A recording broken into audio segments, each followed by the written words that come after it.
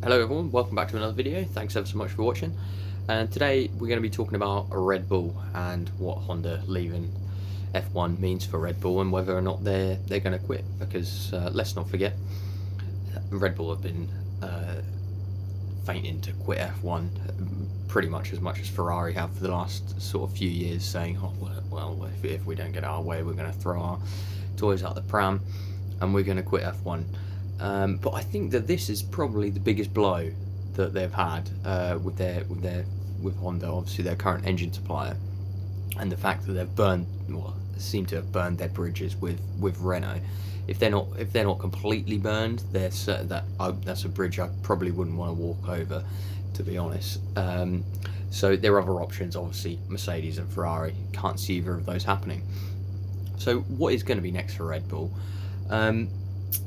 It's a really tricky one, to be honest, because I can't see any other engine manufacturers coming into the sport in the next couple of years.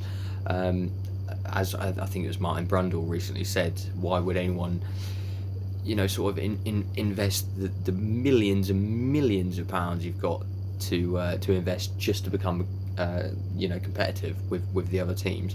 And we've seen that with Honda. Honda obviously had the resources. I think their factory is the biggest factory, and you look at how long it took for them to sort of catch up with Mercedes and the other power units.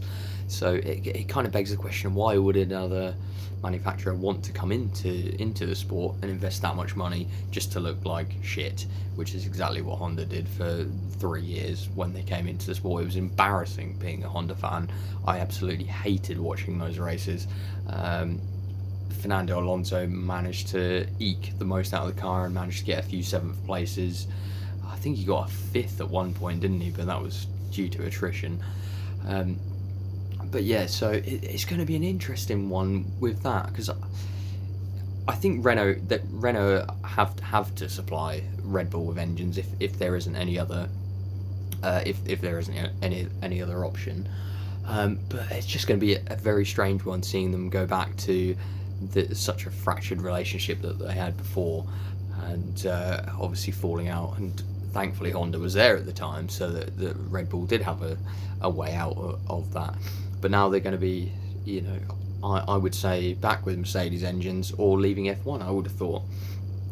Like I said at the start of the video, they're always sort of saying they might quit, always throwing it out there, saying that they're going to quit and blah blah blah. They're almost as bad as Ferrari, like I was saying. But I just can't see much option for Red Bull. Obviously, they're not a factory team. They're not going to make their own engine.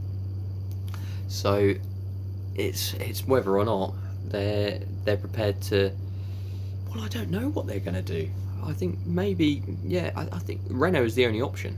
Obviously, Honda's not going to be there, so Renault is the only other option. So they're going to be with Renault, who they don't like. And Renault don't like Red Bull, obviously, for obvious reasons.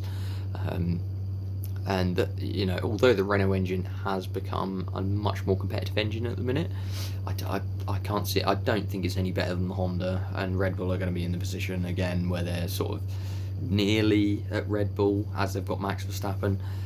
Nearly at Mercedes pace. Now they've got Max Verstappen, but he's driving the hell out of that car. If they just had normal drivers, the Red Bull would be midfield car, just like all the other ones, as we're seeing with, unfortunately, with Albon.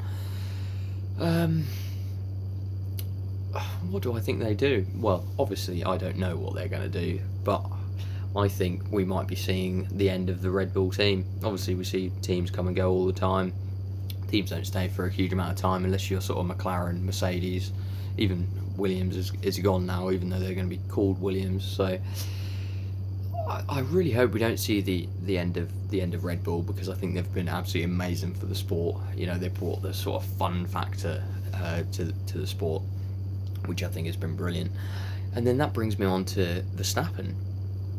If Verstappen goes, if Red Bull go, then what on earth is going to happen to Verstappen? I'm pretty sure every single team, apart from possibly Mercedes, if they've still got Hamilton, will want Verstappen. But it's kind of where he wants to go, I would say, because I can't really see anywhere he'd want to go other than Red Bull or Mercedes, because the other teams just aren't competitive enough, and they're not going to be winning races. And also, they've got full driver lineups at the minute. Obviously, we're talking about the end of next season, because that's obviously when Honda is pulling out. It's not the end of this season.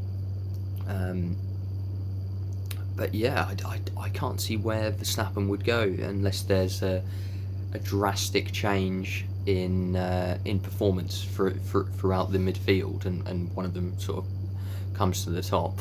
So it's either Red Bull with a Renault engine, or a Mercedes for Verstappen, I think, which is, it's a strange one considering he's arguably one of the best drivers on the grid.